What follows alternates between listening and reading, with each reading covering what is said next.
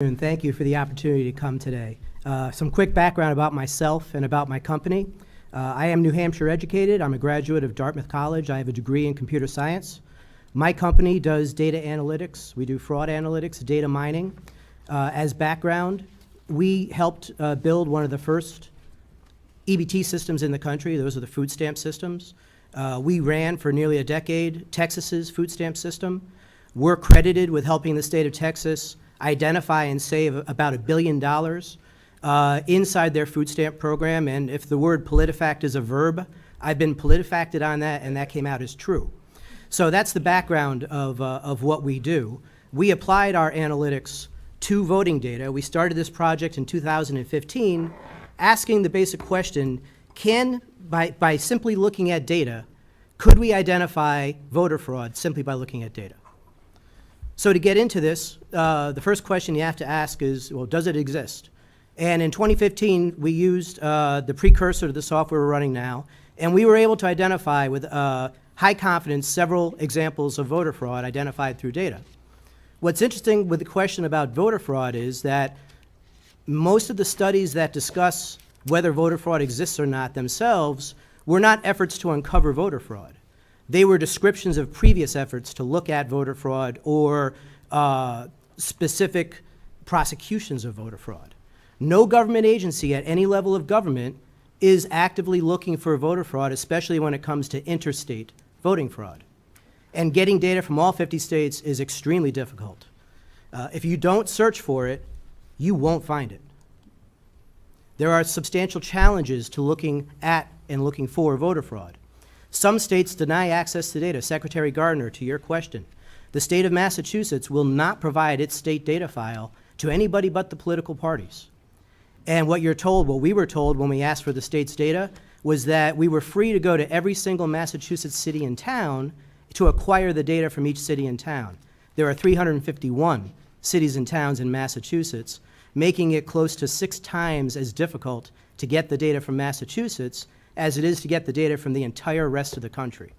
So to answer your question directly, yes, there are states that make access to this data not possible for people who are not political parties in particular.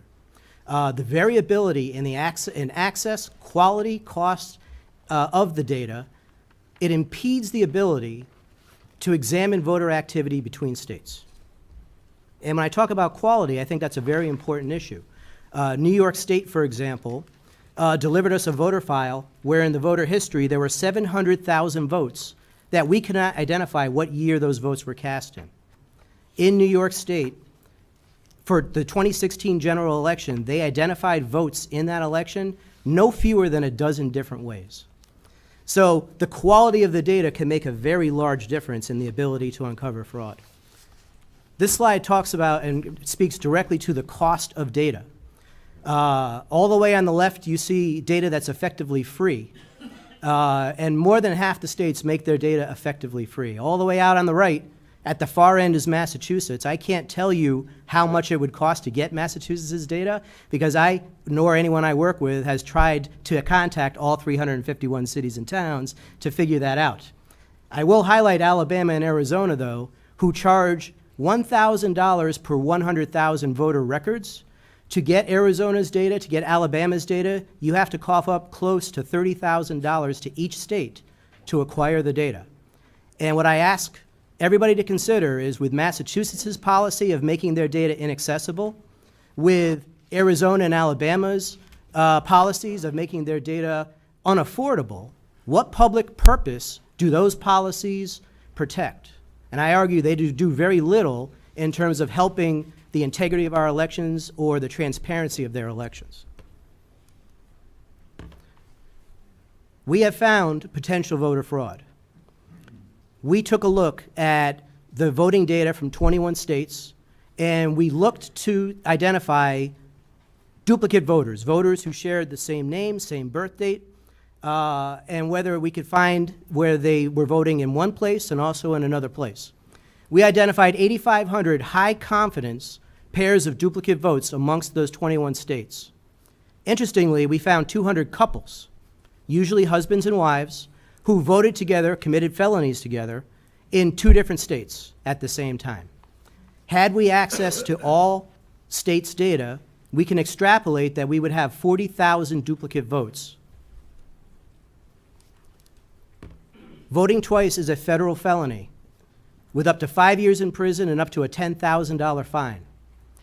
These pairs of duplicate votes are either a single person taking 2 bites of the electoral apple, one person voting properly, and then the matched vote being a case of voter impersonation. Someone activated that person's voter registration in another state and voted on it, or some form of clerical error, which I think is unlikely in this case given the numbers of votes that we're talking about. It's important to discuss the methodology of how we did this because we knew that any effort to discuss voter fraud in the environment that we have today would be looked at with especially critical eyes. The way we did this was we matched duplicate voters based on full first and last names. So we didn't do anything like Ken and Kenneth, for example. Both votes had to be Kenneth. And full dates of birth. We did not pull, for this particular exercise, any state's data who did not provide us a full date of birth. And then we did something called fuzzy matching, where we allowed for variabilities in the middle name. For example, if we had 2 people with a middle name of Ken and Kenneth, we would consider both of those names to be the same for the purposes of the match of what we were talking about. The problem with doing any sort of matching like this is it's not impossible for 2 people with 2 exact same names and 2 exact same birth dates to be different people. We found 70,000 potential duplicate votes in the data that we processed using the methodology that you see in front of you. We passed those duplicate pairs, those potential duplicate pairs, through a commercial database who has access to full Social Security numbers, and they're given that access by the federal government specifically to conduct fraud investigations, of which this was one. The commercial database vendor only looked at the name and address and birth date that we supplied them, and they looked up to see if they could find a matching Social Security number, and only if the Social Security numbers matched for both sides of the potential pair did we report that as a high confidence match. So the 70,000 reduced down to 8,500. We left a lot of potential matches on the floor doing things this way. This wasn't about trying to find inflated numbers. This was about trying to find, with the highest level of confidence we could, potential duplicate votes. One of the criticisms that's come up fairly repeatedly about any effort to look at voter fraud is, are the numbers meaningful? Can 8,500 duplicate votes have meaning inside a federal election where 130 million votes were cast? And Florida has plenty of problems right now, and obviously when I did this, the hurricane was not a reality down there. However, we have found 2,200 duplicate votes cast in Florida in the year 2016. And I want to remind everybody who's listening and watching today that George Bush became president on the back of 537 votes that were cast in Florida in the 2000 election. In 2016, with only 21 states out of 50 states data, we found 2,200 duplicate votes, 4 times George Bush's margin of victory in the year 2000. And when I am asked, can a number that small have meaning? Absolutely it can. And we have to pay attention to something like this because there are a tremendous number of elections in our country at every level where the margin of victory can be measured in the dozens or hundreds, or sometimes single votes. These votes can also impact state and local elections. And again, with apologies to Florida, more than 200 of the duplicate votes that we identified in Florida in 2016 were cast in the city of Orlando. There are 13 couples who pop out of that data who cast duplicate votes in Orlando. And 200 votes in the context of a citywide election or a city council election or any down ticket races can be very meaningful indeed. I do believe with certainty that these duplicate votes impact Florida elections. I'm going to move away quickly from duplicate voting into some of the other aspects that we looked at while we had everybody's data. being a Rhode Island resident and as a computer science guy with an unhealthy interest in politics, I had a lot of conversations with Rhode Island's Secretary of State about how they conducted their elections.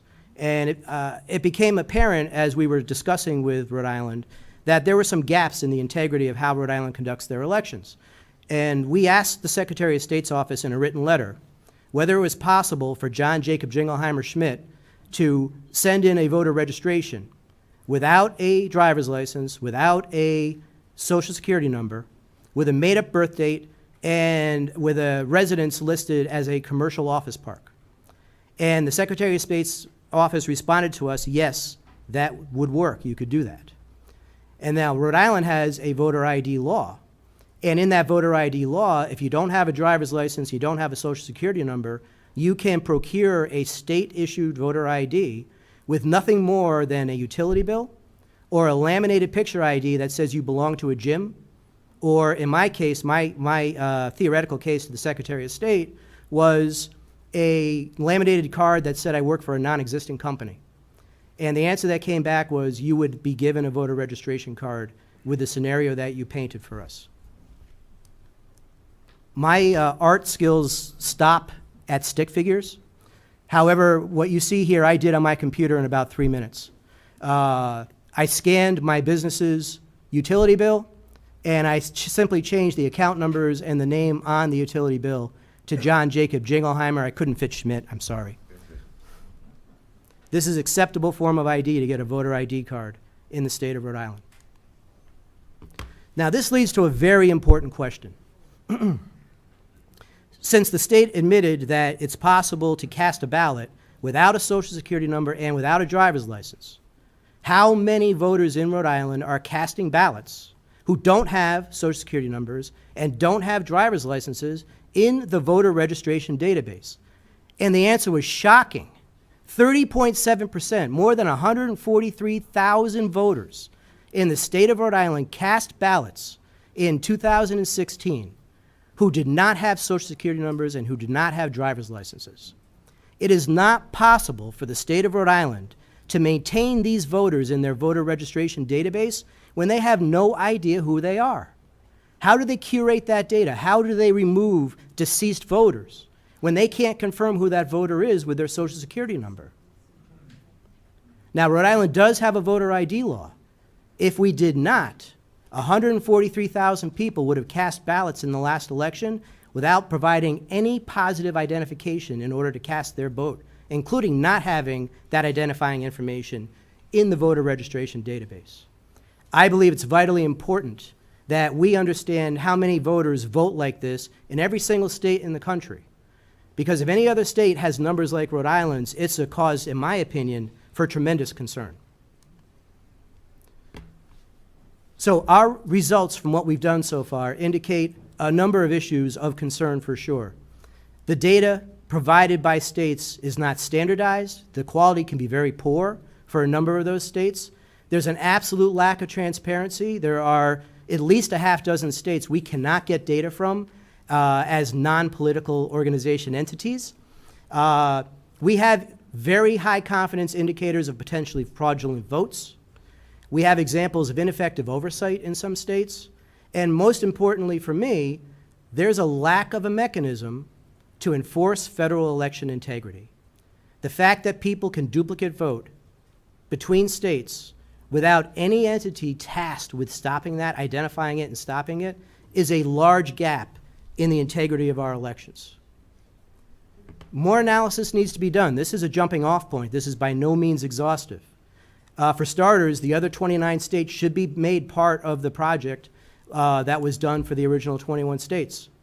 We should look for duplicate voting in federal primaries. We should determine votes that were made from non-residential addresses. One of the things that we took a look at, we got a database of all the addresses of UPS stores across the country. In the 21 states that we looked at, every single state had voters registered to vote at a UPS store. There were more than 15,000 votes cast in 2016 from voters who listed a UPS store as their residence. We should take a look at any of the fraudulent votes or potentially fraudulent votes that we're discussing and look at what the registration types are for those votes. Is it possible that different registration types are more readily used for potentially fraudulent purposes than other voter registration types? And lastly, we should take a look at using federal databases to help determine eligibility to vote in different circumstances. 2 more slides and I'm done. I really want to hammer this home. Our elections infrastructure is susceptible to hacking. That's been discussed in the media in a number of different ways. In my opinion as a technologist, this is the largest threat to our election integrity that we have. We've already learned that the counties run elections. I had a 3,000 number for the county, and what we learned in the first thing was that there's 10,000 local jurisdictions responsible for elections. I can assure you many of those jurisdictions do not have the technical skills necessary to secure those systems, and it's frightening.